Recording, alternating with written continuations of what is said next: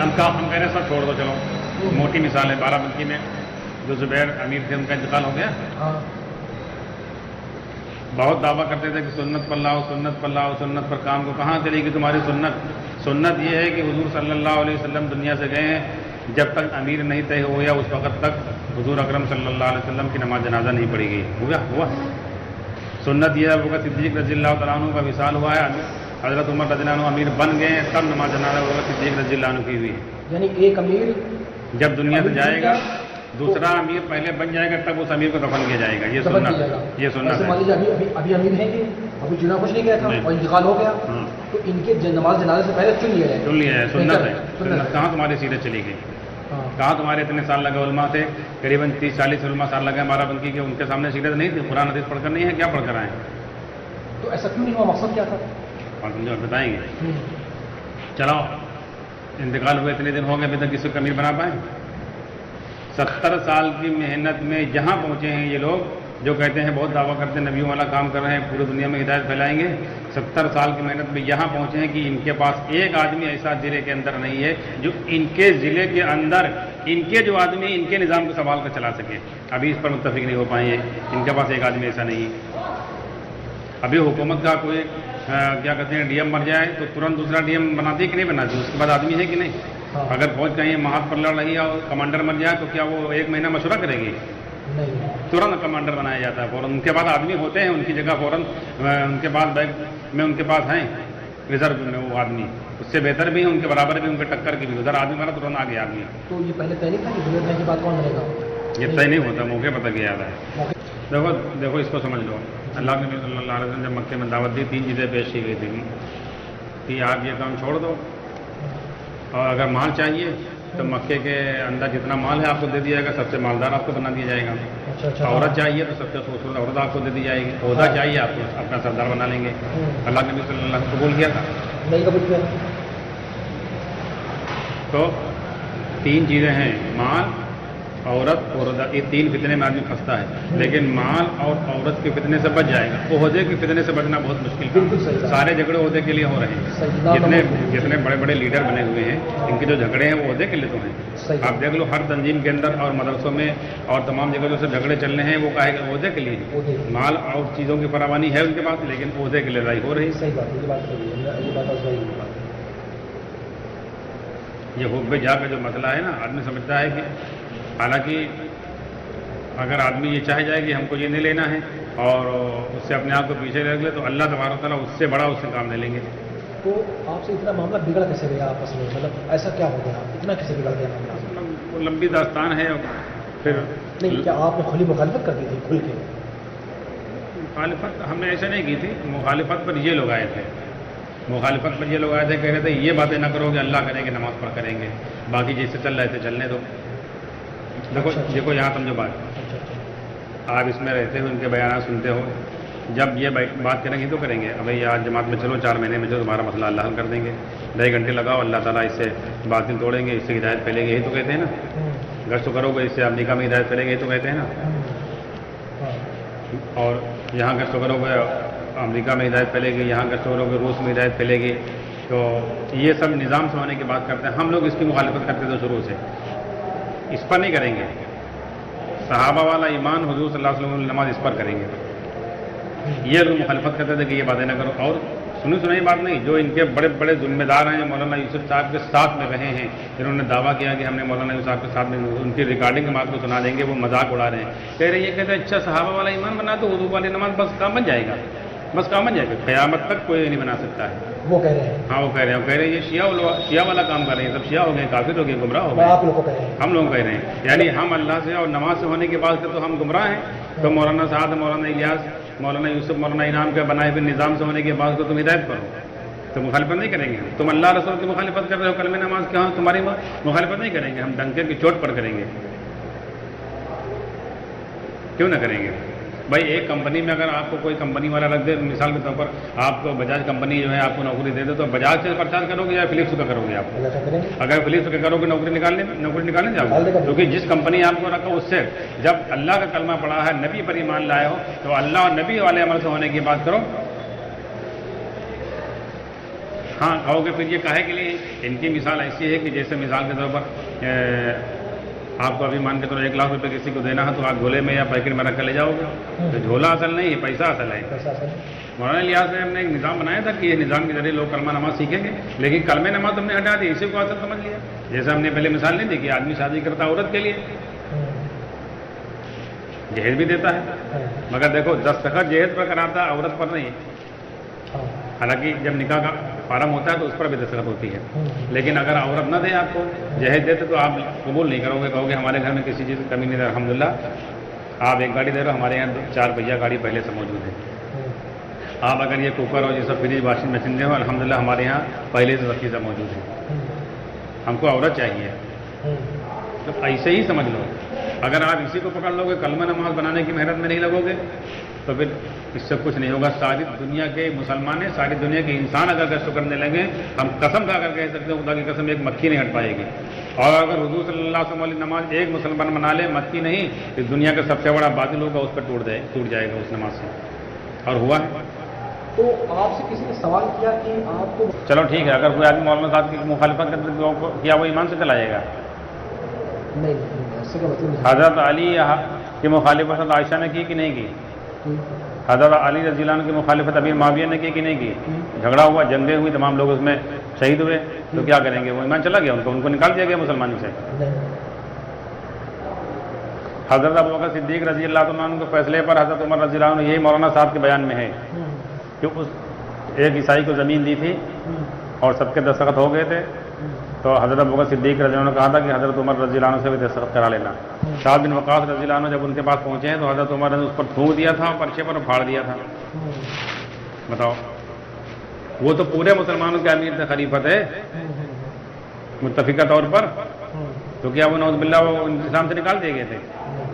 تو مولانا صاحب کو کوئی مخالفت اسلام سے نکل جائے گا. وہی بات ہم نہیں کہہ رہے تھے، وہی بات ہم نے بھی رکھی تھی. اور اگر نہیں سمجھو، اگر یہ ہے کہ مولانا صاحب سے غلطی ہو نہیں سکتی تو اب اللہ کے برابر سمجھ لیا ہے. اور اگر یہ ہے کہ امیر کی غلطی کو ٹوکا نہ جائے تو صحابہ سے ہٹ گیا، آپ کا کام سیرت پر ہے ہی نہیں. حضرت عمر رضی اللہ تعالیٰ عنہ جیسا خلیفہ مسجد نبوی کے اندر خطبہ دے رہا ہے، صحابی نے ٹوک دیا کہ پہلے یہ جواب دو کہ کرتا آپ کا لمبا کیسے ہے، اس کے بعد میں آپ کی بات سنیں گے، مانیں گے.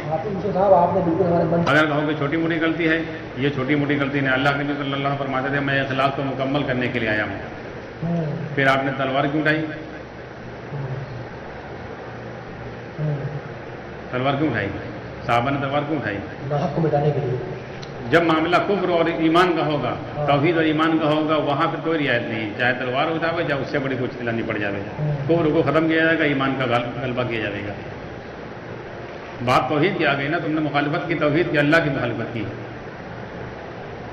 بھائی زبیر کی نماز جنازہ میں ہم لوگ کیوں نہیں گئے؟ اگر وہ داڑھی بنوا لیتے، شراب پینے لگتے، جوا کھیلنے لگتے، کوئی اور ایسی کوئی حرکت کرتے، تب بھی نماز جنازہ میں جاتے.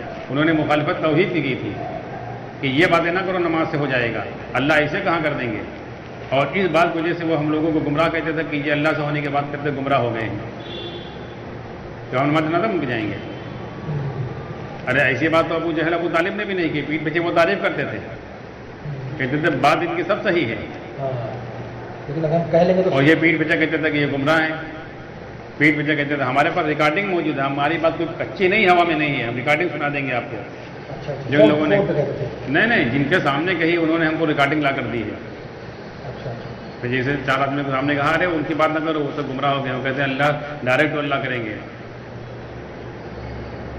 تو ڈائریکٹ تو اللہ نہیں کر پائیں گے تو عیسیٰ علیہ السلام کو بنا لو. عیسائی اللہ کا بیٹا مانتے تم بھی ایک بیٹا بنا لو. نعوذ باللہ. تو مخالفت صرف توحید کی تھی اور کوئی تھوڑے ہے. باقی ہم لوگ کوئی مولانا صاحب کی کوئی غلطی اور کہیں ہو تو بتلاؤ. کہتے ہیں کہ اس کی وجہ سے پورے ضلع میں ماحول خراب ہو گیا. ماحول خراب تو تم نے کیا ہے. جب تم توحید کی مخالفت کرو گے تو اللہ تو کروڑ 3 کر دیں گے. ابھی دیکھو کیا کریں گے. اللہ کرو توحید کی مخالفت، ہماری مخالفت تھوڑے کر رہے ہو. بھائی ہم کو ہمارا کوئی جھگڑا ہوا کسی سے، یا ہماری کوئی رشتے داری تھی کہ طلاق ہو گئی ہے، کوئی ہم نے کسی سے پیسہ دبا لیا ہے، کوئی ہمارا کوئی ساجے میں کوئی بزنس تھا اس میں جھگڑا ہوا، کوئی زمین کا معاملہ تھا، اور معاملہ تھا. بتاؤ جھگڑا تو صرف توحید کا ہے. تم کہہ رہے ہو جماعت کے نظام سے ہو رہا، ہم کہہ رہے ہیں نماز سے ہو گئے، اتنے فرق ہے. تم کہہ رہے ہو اللہ ایسے کہاں کر دیں گے، ہم کہہ رہے ہیں اللہ ایسے ہی کریں گے. اس میں بھی سمجھو ہم بنا رہے ہیں تو مخالفت کر رہے ہیں، تم بنا نہیں رہے ہو تو اس کو سنت کہہ رہے ہو. نہیں جیسے مفتی ظہیر نے یہاں بیان کیا تھا ڈھکولی میں، کہا دوا لوگ بنا رہے ہیں، محنت کر رہے ہیں، کھا لو، فائدہ ہوگا ان کو، اللہ نے بنایا ہے. جیسے گھاس پھوس بنائی جیسے صورت بن ڈالے گا۔ ہاں تو ہم نے کہا کہ جو پڑھ کے آیا وہ بتلاؤ، ہاں اور یہ گھاس پھوس ہے مطلب جانور نہیں ہے، ہم انسان ہے۔ ہاں بیان میں ہم نے کہا تھا، انہوں نے بیان میں کہا تھا، ہم نے بیان میں جواب دیا تھا۔ جو مخالفت کرتے ٹکراتے یہ ہے، جب تم حضور اکرم صلی اللہ علیہ وسلم کی سنت کی مخالفت کرو گے تو ہم ڈنکے کی چوٹ پر تمہاری مخالفت کریں گے، اور ضرورت پڑے گی تمہاری ماں بہن ایک کر دیں گے، چاہے اس کے لیے ہماری جان چلی جائے، چاہے مفتی اعظم ہو چاہے شیخ الحدیث ہو، ہم کسی کو نہیں چھوڑیں گے اگر تم سنت کی مخالفت کرو گے، اللہ کی مخالفت کرو گے۔ ہاں جو تم پڑھ کے رہے ہو 10-15 سال مدرسے میں، اس میں حضور صلی اللہ علیہ وسلم والے عمل میں اللہ نے حضور صلی اللہ علیہ وسلم نے کیا بتلایا وہ تم بتلاؤ، تم دوا کے بارے میں ہم کو بتلاؤ گے؟ ہاں بتلاؤ۔ ہم کہہ رہے ہیں ہندوستان میں جو سب سے بڑا ڈاکٹر لاؤ ہمارے سامنے بٹھا دو، ہم یونانی دوا بنانا جانتے ہیں، ہم آیورویدک بنا لیتے ہیں، ہم ہومیوپیتھی بنا لیتے ہیں، ہم بایو کیمک بنا لیتے ہیں، تم لے آؤ کو چاروں ایک ساتھ بنا لیتا ہوں تو ہم کو دوا بتلاؤ گے؟ حضور صلی اللہ علیہ وسلم والے عمل میں کیا کہ یہ بتلاؤ، اور اس کے مقابلے میں تم دوا بتلا رہے ہو، اور یہ کہہ رہے ہو یہ ممبر رسول ہے۔ ممبر رسول دوا سمجھانے کے لیے ہے، یا حضور صلی اللہ علیہ وسلم جو عمل اللہ کے پاس سے لے کر ہیں وہ سمجھانے کے لیے ہے؟ ایک بات کلیئر کرنا چاہیں گے، نہیں ملانے کے لیے وہی صحیح ہے کہ جو ہم لوگ بات کلمہ نماز سے ہونے کی کر رہے ہیں اس کو وہ تسلیم کریں کہ ان کی بات صحیح ہے، یہ بات اعلیٰ سے اعلیٰ بات کریں، ہم لوگ کوئی اس پر اعتراض نہیں کریں گے، ہم لوگ آ جائیں گے میدان میں، کوئی اعتراض تھوڑے ہے، اور اس کو وہ کبھی نہیں مان سکتے ہیں، بتائیں گے آپ کو، وہ اس پر کبھی نہیں راضی ہو سکتے ہیں۔ بھائی حضور صلی اللہ علیہ وسلم سے بڑا اخلاق والا کوئی ہو سکتا ہے؟ نہ کبھی ہوا ہے نہ کبھی ہو سکتا ہے۔ حضور صلی اللہ علیہ وسلم جنگیں کی کہ نہیں کی؟ تو اخلاق والا آدمی جنگ کرتا ہے۔ ہم نے تو کسی کو قتل بھی نہیں کیا، حضور صلی اللہ علیہ وسلم نے تلوار اٹھائی، صحابہ نے تلوار چلائی، کاہے چلائی؟ بات سمجھو پہلے، ہر چیز کا سمجھا کرو۔ اخلاق میں سب سے اعلیٰ حضور صلی اللہ علیہ وسلم، اور حضور صلی اللہ علیہ وسلم نے اپنے صحابہ کو قتل کرنے کے لیے بھیجا، کاہے کے لیے بھیجا؟ بات توحید کی تھی، صرف توحید کے معاملے میں کوئی نرمی نہیں ہے، باقی معاملات میں ہیں۔ ہم کہہ رہے ہیں ہماری کوئی بات قرآن و سنت کے خلاف ہو آپ بتلاؤ، دنیاوی معاملے میں آپ جتنا کو جھکے کہ نہیں کہ ہم گاؤں پورا لیٹ جائیں گے سر؟ نہ سنت کی بات آ جائے تو لیٹ نہیں گا۔ نہیں، سنت اس کو نہیں کہتے ہیں، کوئی دنیاوی معاملہ ہو ہم اس میں اپنا حق چھوڑ دیں گے، لیکن جب بات اللہ کی ہو جائے گا تو کہو اللہ ایسا نہیں ہے، اللہ کی بات ایسے نہ کرو، تو ہم تمہاری ماں بہن ایک کر دیں گے۔ ہاں اونچے سے اونچی بات کریں گے اللہ سے، جتنا اللہ بڑا ہو، جتنا ہم کر پائیں گے اپنی پوری طاقت لگا دیں گے اللہ کی بڑائی بیان کرنے میں، پوری قوت جھونک دیں گے۔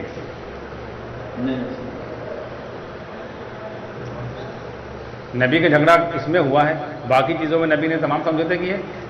دیکھو جتنی لڑائی، صرف صلح حدیبیہ ایک ایسی جنگ ہے اس میں لڑائی نہیں ہوئی، کاہے نہیں ہوئی؟ اس میں جھگڑا توحید کا نہیں تھا، اس میں جھگڑا عبادت کا تھا۔ دیکھو عمرہ کرنے اللہ کے نبی صلی اللہ علیہ وسلم گئے تھے، عمرہ وہیں ہو سکتا ہے، کہیں ہو نہیں سکتا ہے، ان لوگوں نے کہا اس سال عمرہ نہیں کرنے دیں گے، اللہ کے نبی نے کہا چلو نہیں واپس چلے جائیں گے۔ تو دیکھو یہاں جھگڑا نہیں کیا، جبکہ صحابہ خفا ہو رہے تھے، غصہ ہو رہے تھے کہ یا رسول اللہ صلی اللہ علیہ وسلم کیا ہم حق پر نہیں؟ اللہ کے نبی نے کہا بے شک حق پر ہو۔ جھگڑا وہاں توحید کرنے تھا، جھگڑا وہاں عبادت کا تھا، اور جہاں بدر میں، احد میں، خندق میں، تبوک میں، اس میں جھگڑا توحید کا تھا۔ ہاں صحیح بات، توحید کے معاملے میں اللہ کے نبی جھکے نہیں ہیں، صحیح، نبی اسی کام کے لیے آتا ہے، جیسے اللہ ویسے سمجھاوے گا۔ اللہ کے نبی فرماتے تھے کہ اللہ کے راستے میں ہماری جان چلی جاوے، شہید ہو جائیں، اور پھر زندہ کیے جائیں، پھر یہی کام کریں گے، پھر شہید ہو جائیں، پھر زندہ کیے جائیں، پھر یہی کام کریں گے، پھر شہید ہو جائیں گے۔ اس یہ تمنا ہماری ہے، توحید کے معاملے میں کوئی سمجھوتا نہیں ہے۔ باقی معاملات میں اللہ کے نبی صلی اللہ علیہ وسلم نے بہت نرمی کی ہے۔ بھائی اللہ کے نبی صلی اللہ علیہ وسلم کے اوپر لوگوں نے بہت ڈالا، ہر چیز مطلب بہت ایسی نازیبا باتیں کہیں، نازیبا حرکتیں کری، اللہ کے نبی صلی اللہ علیہ وسلم نے اس تک نہیں کیا، لیکن جب بات توحید کی آ گئی اس میں کوئی سمجھوتا کیا؟ اللہ کسی نبی نے نہیں کیا۔ نماز پڑھ رہے ہیں آپ، باقی جواب کوئی بات نہیں، نہیں ذاتی ملتے ہیں، سلام دعا ہوتی ہے۔ زبیر سے بھی ملتے تھے، جب سے زبیر نے یہ کہہ دیا گمراہ ہو گئے ہیں، بھٹک گئے ہیں، اللہ نے ان کو نکال دیا، اس دن سے ملنا بند کر دیا، ان کی نماز جنازہ بھی نہیں گئے تھے، اسی لیے ہمارا کوئی ساتھی نہیں گیا تھا۔ جو آدمی اللہ کی مخالفت کرے گا اس کی نماز جنازہ جائیں گے۔ جو آپ بات بولے وہی ہم سنیں۔